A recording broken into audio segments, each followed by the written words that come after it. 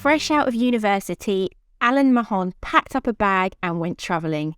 But his adventures were cut short in Nepal, where he contracted a parasite from drinking contaminated water. After that experience, he decided to dedicate his career to fighting poverty.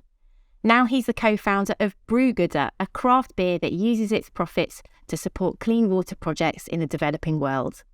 On this episode of Sound Advice Entrepreneurs Unfiltered, Alan tells us how he's engaging with the next generation of beer lovers and how he's changing the world one beer at a time. Welcome, Alan. Thanks for having me, Kit. It's great to have you on the show. So the motivation for Brewgooder came from a trip to Nepal when you were 22. Can you tell us a little bit about that experience? Yeah, I guess it probably starts even 4 years before that when I was at university, full stop. I went away to Glasgow. I had such a great time on my course, meeting friends, creating memories, drinking lots of beer, which hasn't really left me. And I guess at the end of that whole journey, I decided that I had nothing on my CV to show for any of it other than a great degree that I got for politics, but not actually many life skills or anything I could practically put on a CV to apply for an accountancy firm or a consultancy firm or anything. And I decided the way to fix that was to volunteer on projects that I kind of was interested in or cared about. One of those projects was a football sort of integration of refugees within North Glasgow, and that was just football. That was just something fun. I decided to push myself a wee bit more and apply for a sort of volunteering program in Nepal where we did some work, travel out there, had an amazing time, but had an experience where I took some unsafe water. 3 sort of weeks into the trip, things started to go pretty wrong. This is the pre-watershed sort of podcast. You can make up the details in your own mind. But 3 months down the line, when we were preparing to go home, things started like properly not working. I was losing a lot of weight. It just wasn't very healthy. And I just put it down to the last sort of few celebrations before we were sort of packing up. And it wasn't life-threatening by any stretch, but it was an experience for me that was instantly cured, within a week, from a really common prescription from the doctor. It was giardiasis. It was a common sort of parasite that I contracted.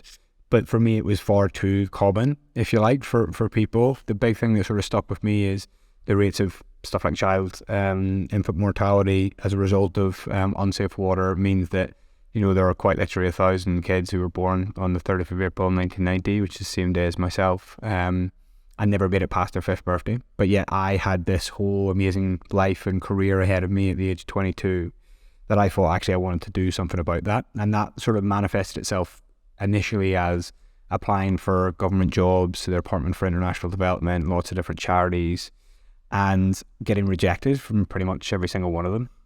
When I did get a job, it was in a sandwich shop, which is probably not everyone's first idea of how to, get on the career ladder when you've left university and that. But this sandwich shop had allowed people to come in and pay for suspended food and coffee for homeless people in Edinburgh.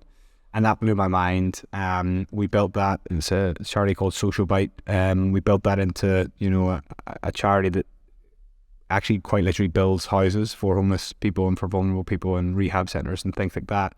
But on my first paycheck, I decided to, go from, I guess, per student to per graduate. But, I wanted to trade up in 2 things. The first one was coffee. I'm a big coffee drinker, still am, even if it's decaf now. And then go from drinking the sort of whatever the standard fare lager was at the Students' Union to craft beer and enter that world. It was really exciting, really dynamic, seemed like if you had a passion for it, you could give it a go. But for me, there was this gap where beer was such a powerful tool that people used to celebrate, to get together, to relax, to catch up with friends, to commiserate even. There was a social power in beer that I think grabbed me at quite an early age, and I decided to sort of put them together in Brewgooder.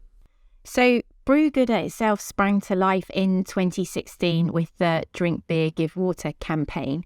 What made you decide to go down the crowdfunding route? I guess because it was just such a crazy idea that no one would back it, right? You couldn't go into a bank and say, listen, I have this idea where we're going to sell beer and we're going to use profits to fund clean water projects in developing countries. I think, even the most generous and entrepreneurial minded bank manager would probably, give that the stamp of no, not approved. But I thought that there was such a dynamic crowdfunding environment for crowd breweries. I think lots of particularly quite big breweries had done it quite successfully in the hundreds of thousands or millions of pounds. So there was behaviour from the consumer certainly that allowed for this dynamic to, this funding model to work. The difference is they were established breweries where people had engaged with their beers, engaged with their brands, probably, visited their breweries or was in the local area. And then they were helping them to get the capital to grow. But for us, it was actually much more, of a crazy idea where we were asking people to fund, I guess, the first production run of a beer they'd never tasted from a brand they'd never heard of on a crazy looking crowdfunding website 4 months in advance. And we'd asked for £60,000 to kind of get our first can run started. And I'm still amazed to this day that actually we managed to convince enough people to make that happen. But we got 1,000 backers from across the UK. We got pub groups, independent venues involved. And actually they're, really responsible for a lot of the cool stuff that happened as a result of that, not least the first project that we funded from the sort of excess of funding that we received. And so through crowdfunding, you'd already built this community of Brewgooder fans in many ways. In launching and building the business, what other impact brands did you look to for lessons and advice and inspiration? Yeah, I mean, there are so many that back then you would have looked at them as, outliers or almost niche, if you like. And, we're talking 7 years ago. But now are actually seem remarkably mainstream and almost like of course you would think of those guys. But, I guess one of the first ones is Patagonia. I think what they did or what they continue to do is really remarkable because they set off, authentically for a reason to, use, I guess, a love of the outdoors to help protect the environment. But they had been doing that since 1973, right? They had been doing that for longer than I had been alive. This is their 50th year of working. They were such a constant inspiration to me. I got asked the question really early on, who would you want on your, board if you could create it? And for me, it was Yvon Chouinard. Just, but, as early as I can remember, he was a sort of influence. Everything that they did was in a direction of making the world better. When it comes to, other consumer categories in FMCG, Tony's Chocolate Only would have been one of them. I think what they do now, is amazing. They're probably twice as old as we are. They were probably about 6 or 7 years old by the time I'd been aware of them. But they take, a fun category, make it fun, lean into the Willy Wonka sort of approach to their branding, but then they have a very serious message and amazing impact that actually sits underneath that quite literally in the wrapper. And they've, almost mainstreamed or created a new premium in chocolate around, anti-slavery in their supply chain. And then I guess another one would be Ben & Jerry's, who, go all out on their activism, but actually just make an amazing product that people don't particularly equate to having a social cause behind it straight away. But there are people who go on that journey and find out more about what they do. And I think those three brands are probably our biggest inspirations for sure. So you were sort of powered by these really purpose-driven brands and inspired by them. But by your own admission, this was a crazy idea. You were an outlier in the industry. And yet you've clinched some really amazing partnerships and deals with the likes of Co-op and Waitrose. So what would be your tips on clinching those kinds of deals with national supermarkets? Yeah, I think there's not a day that doesn't go by where I don't think I'm very, very lucky to still be on that dream, that naive dream that we started. And, for people who want to know more about the business model, for every pint of beer we sell, we dedicate funding to projects that include clean water, but have spanned, funding access to food in the UK, reducing inequalities within our industry in terms of diversity and inclusion, lots of different stuff. And for me, it's taken a while to get to this level, right? You know, the listings from the supermarket point of view that you've talked about there, whether it's Co-op, whether it's Waitrose, Morrison's, you know, Yo Sushi is, you know, our new latest national in the on trade. You know, we've almost been promising that we are what we say we are since 2016, and actually it's just a constant delivery of that, which I think has convinced people that we are incredibly passionate and authentic, and we stick to what we said we were going to do from day one, even if it seemed quite unachievable. And I think there is a bit of that in the secret sauce of being authentic. I think there's so many accusations and examples and case studies of greenwashing in the industry that actually it's a very skeptical environment for a brand like ours to enter into when everyone's doing what you're doing in a more noisy way, but in a less authentic way, I guess. And that's not a criticism to people who are trying to use their brands to do good things, but it is kind of an environment which we have to navigate. But the thing that I find, you know, on top of that authenticity that helps us win, certainly with the, you know, the buyers of these brands or, you know, these household names, is that really the demographic shift has already happened in our industry and in every industry. A generation of younger consumers coming through, and purpose and sustainability and ethics is not all they care about, but it's much, much higher up the hierarchy of decisions. And if you play that out, you know, we're the fastest growing beer brand in the UK at the minute. If you play that out, that story out from 2023 to 2030, you know, the size of that market is going to be much, much bigger than it is today, even if it is a meaningful slice. You know, 66% of beer drinkers in the UK by 2030 will be Gen Z and millennial, and that's displacing lots of people for whom purpose isn't even, you know, a fifth order of magnitude in their decision making. So what we're trying to go on with these customers, if you like, is a journey that we're trying to provide the solutions for the consumer, so that when they want to, you know, flex their muscle within the beer industry in the coming years, they actually have a ready-made home to help flex that with us. So how do you appeal to those new generations of beer drinkers? You know, what are you doing in your marketing campaigns to really, you know, be fun, show the personality of the brand, and also have that authenticity that you talked about? Yeah, I mean, fundamentally, we show the receipts, or we try to show the receipts of the work that we've been doing. You know, we definitely invested a lot in the early days of saying, this is what we promised you and this is what we delivered. And I think that credibility and that word of mouth power of people being able to say, yeah, try this because, and actually here's the proof that they're doing what they say they're doing. I think that's pretty much the sort of anchor of everything that we've done.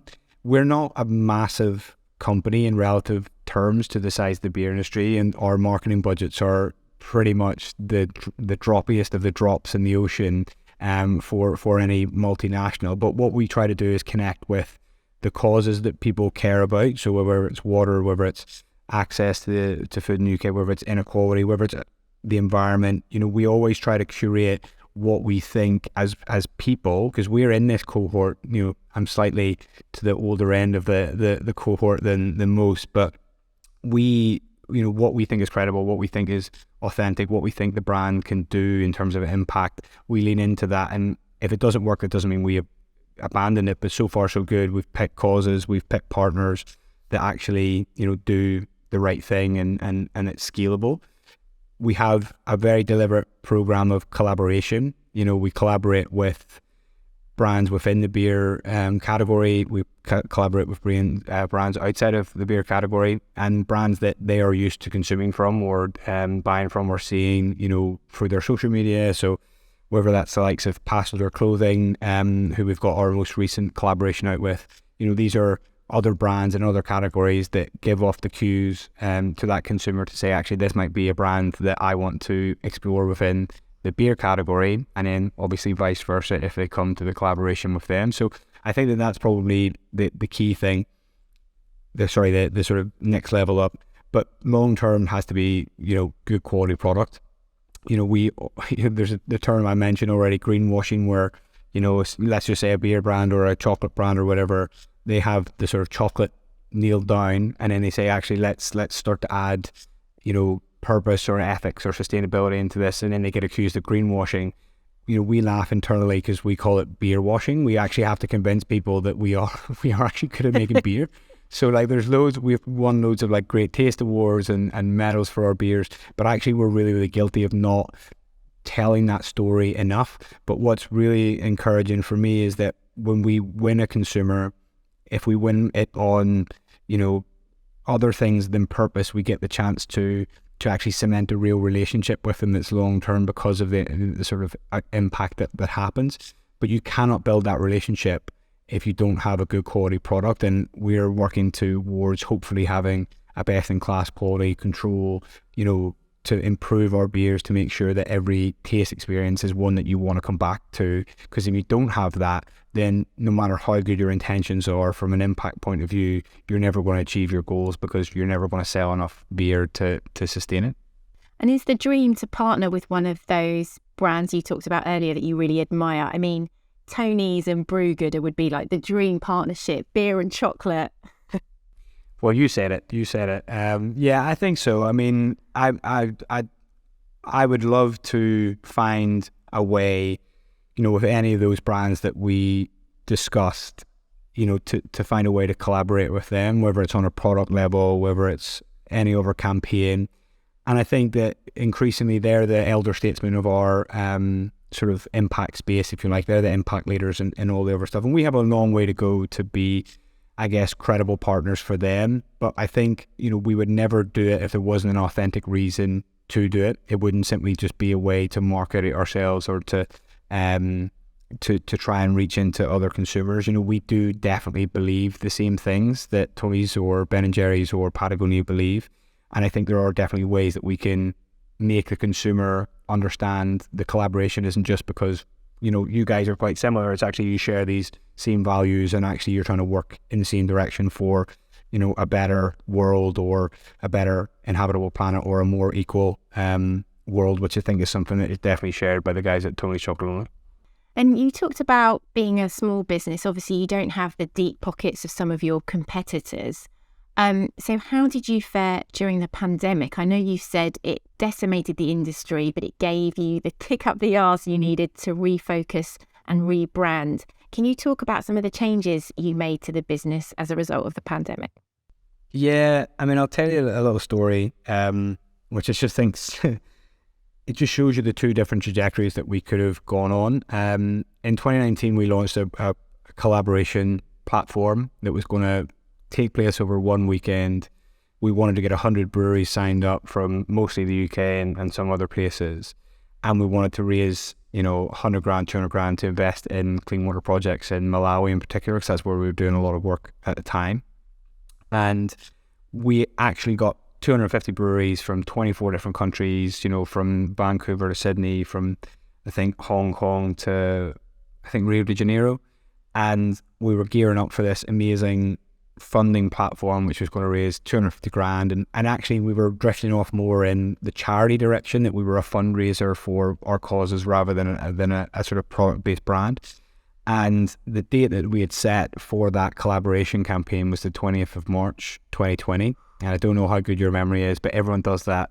And it's exactly the day which we were told by, Boris Johnson and Rishi Sunak to basically leave the pubs. Furlough was announced.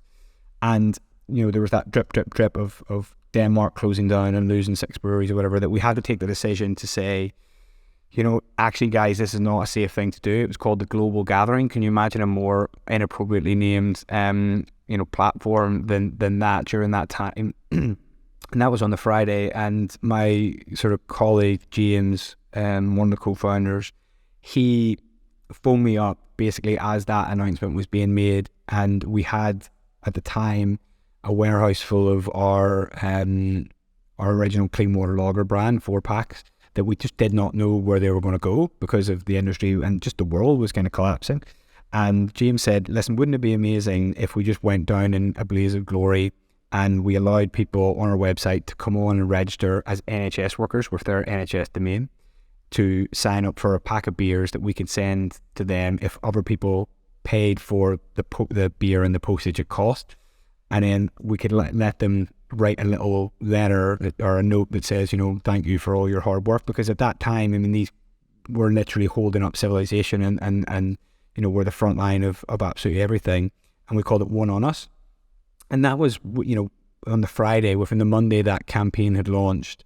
And, we were getting inundated in a reasonable respect, 10s and 20 orders at a time of people just typing in things like, thank you for, getting us through this, you deserve this, user heroes, blah, blah, blah. And then that snowballed into about 28,000 beers getting sent across the UK. So COVID basically taught us, I think, that we had much more to say about ourselves than just a clean water brand in that respect. And that was definitely and always will be, a big part of what we do. But it actually allowed us to take a step back and say, actually, maybe we can do more to help, bring good times to other people than just water. Maybe we can do some stuff at our doorstep. And actually, COVID was, so precipital for, I guess our entire industry that we decided we're going to change the way the brand looks, the way the brand talks, the way the brand feels. We're going to introduce more beers. We want to do X, Y, and Z, and actually go for this and change our business model. Because one of the things that's, really crucial is that 100% of profits model is great when you're making in the early days a bit of profit to give away because of the nature of how our business worked. We were quite fortunate, for the first 3 or 4 years. COVID meant that we would need to, get investment or find ways to fund it long term, even if we couldn't make a profit within the next few years. And we decided to make a twist and say, actually, we were going to guarantee an amount of money per litre or pint or, tanker of beer sold on a sliding scale, so that allowed us to actually invest whilst we were, not profit making. And actually that's exploded the amount of impact we've actually made. Like last year, we invested more than the first 4 years of our business combined. In fact, including COVID, it was our most successful year when you add them all up together, and then this year we'll beat that again. So there was a few decisions to really look at how the model worked. I think our business model broke during COVID, but that breaking allowed for a resetting and allowed for us to actually go on a journey where now, we were just under, I think, £1 million pre-COVID. Now we're, 4 on the march to 5, 8, 10 over the next wee while. And that's a really steep curve, but that curve would never have came if COVID didn't give us the opportunity to do that. And I'm not saying I welcomed that for our, wider society, for our industry in general, but we did react to it in a way that I'm very grateful we did. So COVID in many ways forced you to reinvent your entire model, but at the same time, it must have been super stressful. I mean, you talked there about going down in a blaze of glory. What were those dark moments like where you thought, this is it, this is the end of the business? How did you cope with that personally? Oh man, yeah, I'm sure there's people listening to this, podcast, and you ask that question, and if they ask it to themselves, they can literally put themselves in the place, because it happens to probably be their front living room or their kitchen. I remember just staring out my living room window, a flat in Edinburgh, looking down onto one of the busiest roads that in normal times, there's buses, there's cars, there's people, there's bikes, and there was nothing. There was just nothing.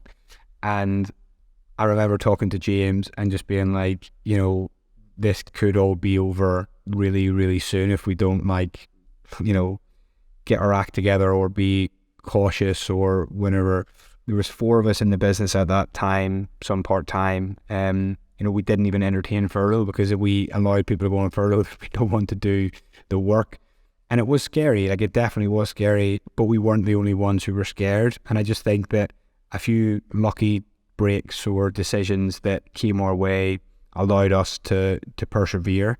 And I think by the time 2022 rolled around, we had made a few more correct decisions. And actually last year was one, a year of extraordinary growth from our point of view, albeit from a small base, but one that I couldn't have envisaged, in the depths of 2020, March 2020, ever having, been the trajectory.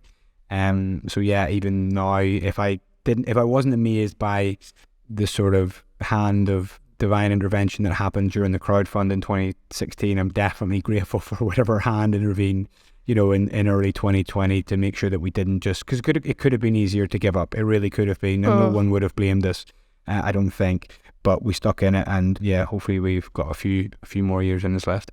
So not only did the business change, but I guess you as an entrepreneur changed as well? Because I know in the early days of Brewgooder, you described yourself as idealistic and radical and naive. How would you describe yourself now? I would still say that I'm all of those things, but less risky. I think I took amazing risks. At the start. No, that's not true. Actually, I guess the calculus is that I thought that Brewgooder had the potential to do so much good, right? That at the end of the day, if it didn't work out for me long term, or for anybody in the business long term, there would still be enough good that happened to make the risk reward ratio like satisfactory from my point of view. I still think that I'm naive and idealistic, but I've convinced enough other people in the world that I must know what I'm doing in order to continue the idealism, if that makes sense. And actually, I'm definitely less risky. I'm less of I wouldn't say I was ever a control freak, but I definitely thought this was my baby, and I'm the only one who could do it right in lots of different areas, where actually I was proven very, very quickly by hiring, good people that I was doing it totally wrong and really rubbishly, and actually to my detriment as well, because it wouldn't allow me to do the things that I was good at. So I think I've definitely matured as it's only been 7 years, but I definitely think I'm a different person to when we started. And a lot of that is, the experience of the pandemic, but a lot of that's just growing up and making mistakes, but not making too many mistakes that have been fatal in many respects for the business.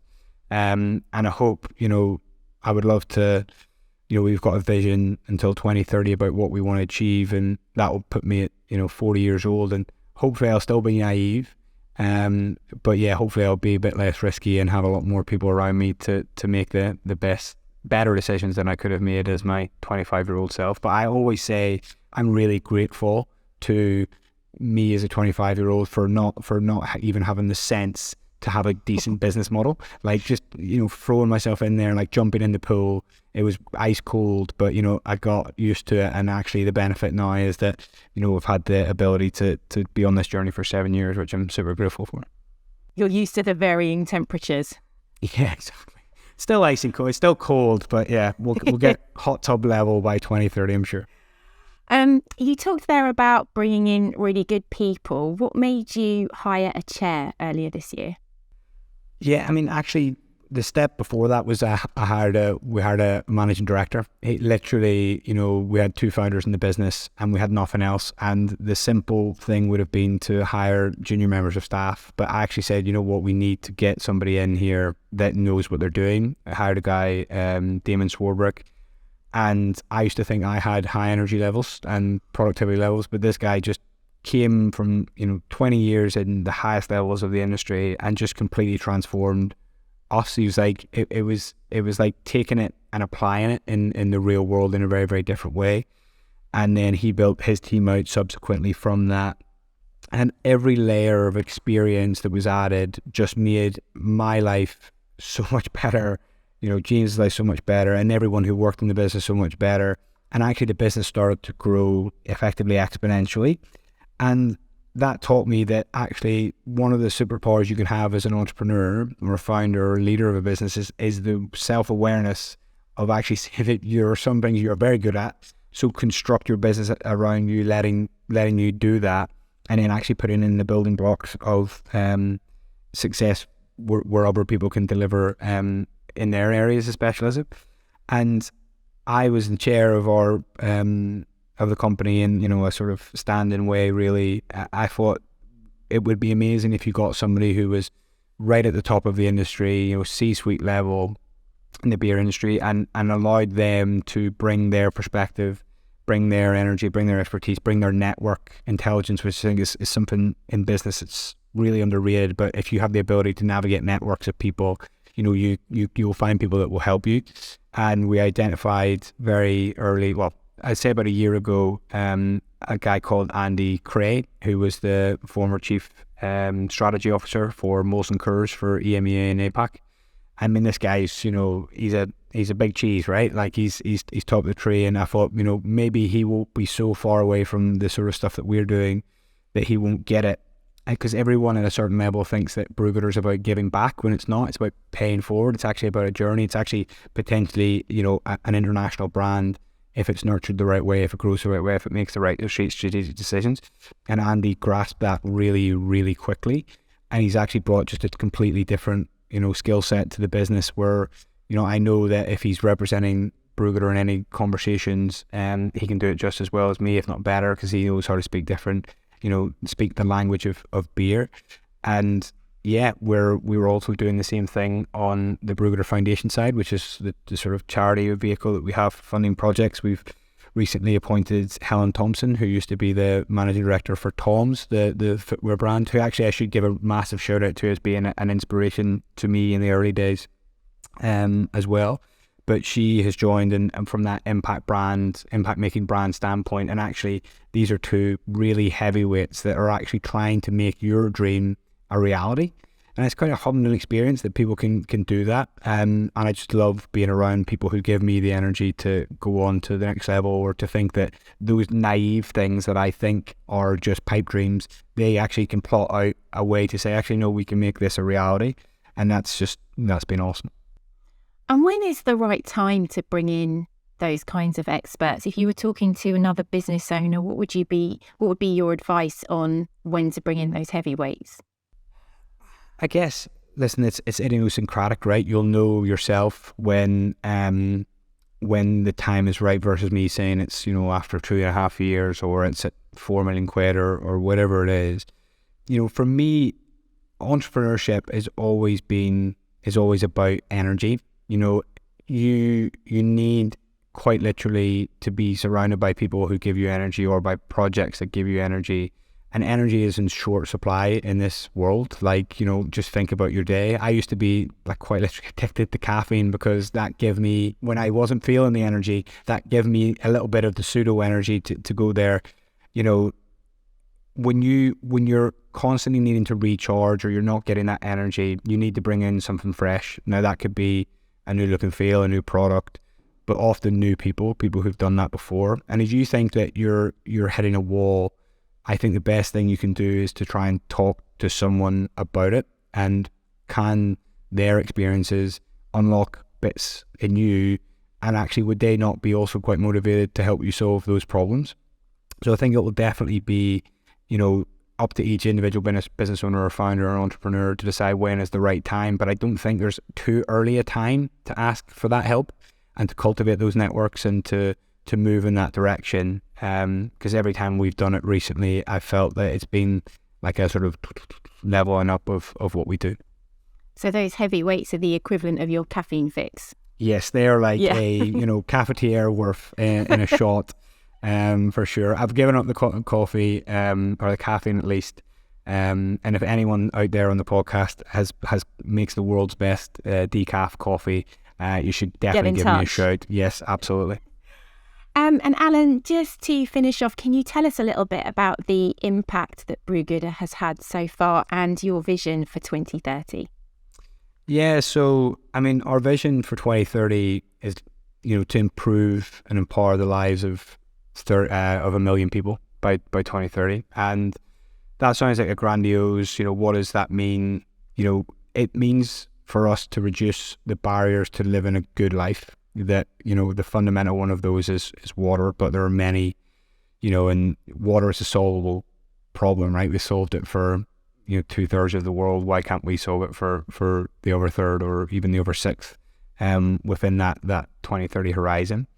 For me, it's all about having a goal and to move towards that complements what the business is doing commercially. So there's no point in us trying to be a 10, 20, 30, 40 million, 100 million beer brand if we can't actually directly correlate that into lives that we've changed.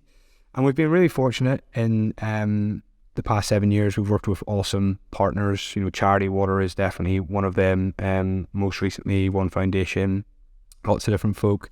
That meant that we've been able to fund projects through them, with ever solely ourselves or in coordination with other people that have impacted the lives of around about 200,000 people. And that's sort of us reporting into us rather than us sort of claiming that. Like, we always want to make sure that we're saying as often as we can, that we're enabling other people to do that. But, the people who drink our beer are effectively allowing that impact to happen. So if you look at it, we're 20% of the way towards our goal. We've got a clear plan to address the UN Sustainable Development Goals that we think we can impact the most by then with the right partners, charity water being one of them. But I think, there's no better feeling than when you know that projects, particularly in clean water, allow people to not have to worry about the absolute essential part of building a good life. You cannot build a good life, raise a family, be healthy. If you're a girl, stay in school past the ages of 12, it's very, very challenging if you don't have just, a sort of safe water source to draw on. And we've been lucky to go to various different projects that we've supported quite literally on the days of drilling, where you see people who maybe in that community have not had that access. And hopefully, in the fullness of time, by the time that someone born, in and around the time of that installation will grow up not ever having known or taken it for granted that clean water is, on their doorstep, or at least within a reasonable distance. And I think that when you start to count up the number of people, whether it's through water or through access to food, through one of our programs with the co-op last year, these small incremental differences, when they're aggregated, add up to a better world, certainly than Brugger entered. And hopefully, if we continue the commercial trajectory that we're on, and if we continue to inspire drinkers to want to buy our beer, then I think what was a naive and idealistic and dreamer 1 million people target actually could become more and more achievable as time goes by. And hopefully, if we ever get the chance to chat again in 2030, we can raise a glass to celebrate achieving that milestone. Well, Alan, hopefully we will be doing just that in 2030. What a brilliant mission-driven brand using beer to change the world. Thank you so much for sharing your story with us. Thank you for having me. To read more about Brewgooder's impact, check out brewgooder.com. If you've loved this episode, don't forget to rate, review and subscribe, and see you soon for more unfiltered stories.